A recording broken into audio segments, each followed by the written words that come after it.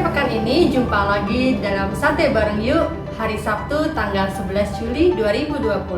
Teman-teman, kita akan sama-sama merenungkan sebuah tema, yaitu kejujuran untuk masa depan. Nah, teman-teman tahu nggak arti kejujuran itu apa? Jujur itu artinya berkata benar, tidak bohong, dan apa adanya ya teman-teman. Nah, kalau gitu, kalau integritas artinya apa dong? Integritas artinya satunya kata dengan perbuatan. Jadi apa yang kita ucapkan itu teman-teman, itu juga yang kita lakukan. Bagaimana sih hubungan antar keduanya, jujur dan juga integritas? Mereka yang berintegritas teman-teman adalah mereka yang jujur. Dan keduanya dibangun dengan susah payah, tapi keduanya sangat bermakna bagi masa depan. Jikalau kita nggak jujur teman-teman, maka kita kehilangan trust atau kepercayaan ya. Dan jika kita tidak dipercaya, maka kemanapun kita akan mengalami kesulitan teman-teman. Bagaimana kita bisa membangun relasi nih teman-teman? Membuat janji, membuat komitmen. Jika kita nggak dipercaya, tentunya sangat sulit bukan teman-teman? Nah, itulah sebabnya memahami ayat Alkitab tentang kejujuran adalah suatu hal yang terpenting untuk kita lakukan. Karena Allah sendiri pun juga selalu meminta kepada kita umatnya untuk selalu jujur supaya berkenan di hadapan Allah. Nah, teman-teman jangan sampai mudah melakukan kebohongan atau dusta ya teman-teman ya.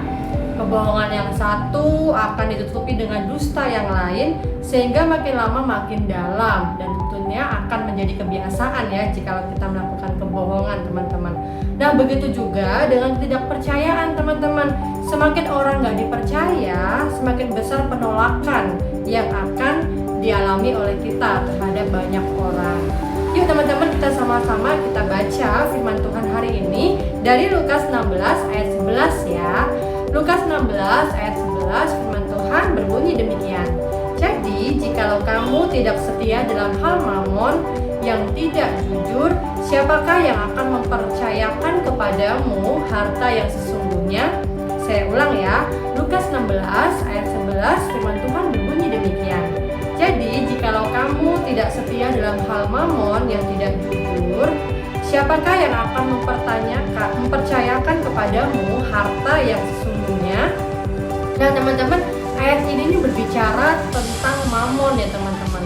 Mamon sendiri berasal dari bahasa Aram dan dipakai ke dalam bahasa Yunani teman-teman. Artinya dewa harta benda yang akhirnya dipuja dan disembah. Nah, mamon sendiri artinya merendahkan, mencari keuntungan secara tidak benar, serakah terhadap kekayaan duniawi yang menguasai seseorang dibandingkan pelayanan kepada Allah. Nah, kembali ke soal kejujuran, integritas, dan trust tadi teman-teman. Untuk sampai ke tahap itu memang kita tuh memerlukan kerja keras ya, memerlukan kesabaran dan ketekunan teman-teman, ya kan? Nah, misalkan teman-teman kita nih dipercaya nih mengelola keuangan dalam sebuah persekutuan teman-teman, maka kita tuh harus benar-benar mencatat satu demi satu. Tiap-tiap rupiah juga harus kita perhatikan, kita catat pengeluarannya, kita catat juga pemasukannya untuk apa dan sebagainya. Perlu ketelitian, perlu kesabaran, perlu akurasi, dan benar-benar kita memerlukan ketekunan di dalamnya. Pernah mengalami hal itu kan teman-teman, sebagai teman-teman yang pernah memegang keuangan. Nah, tapi ketekunan dan kejujuran itu akan sangat bermanfaat loh di masa depan kita. Percaya deh teman-teman. Nah, di masa yang akan datang, ternyata orang memerlukan kita-kita nih yang berintegritas, dipercaya, dan jujur untuk mengelola masa depan kita. Jika kita nggak memiliki keterampilan yang hebat, jika kita memiliki keterampilan yang hebat, tapi kita nggak mempunyai kejujuran teman-teman, pasti kita ditolak untuk diterima dalam sebuah perusahaan. Orang yang kurang terampil bisa diajari teman-teman, tapi orang yang tidak jujur dianggap itu nggak berguna. Nah, dari firman Tuhan di atas tadi teman-teman, jelas bahwa Allah menginginkan kita semua itu harus bersikap atau bersifat jujur. Jika kita selalu berbuat baik, seturut dengan kehendak Allah, melakukan kejujuran, maka Allah akan memperhitungkan hal tersebut ya teman-teman.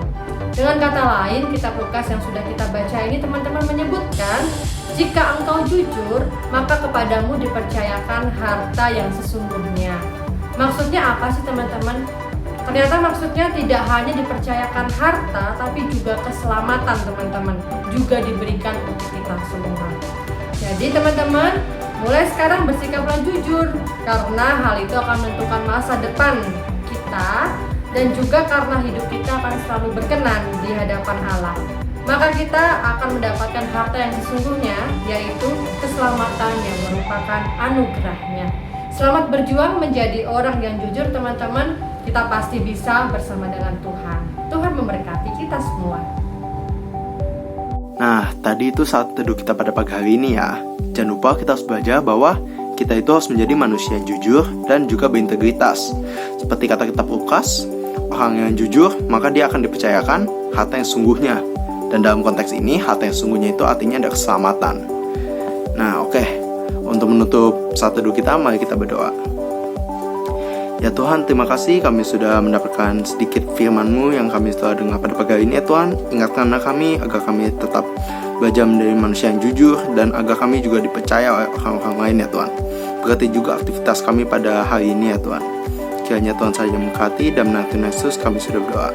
Amin.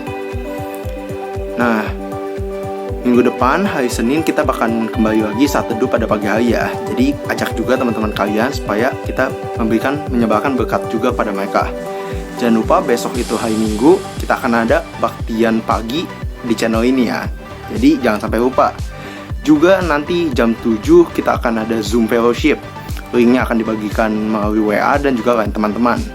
Nah, jika teman-teman mempunyai pergumulan atau pertanyaan yang ingin ditanyakan, kalian bisa men-DM kita di Instagram kita, dan nanti kita akan bantu jawab. Nah, sekian aja saat teduh pada pagi hari ini. Happy weekend teman-teman. Selamat datang di podcast Youth GKI Kanan episode 3. Yeay.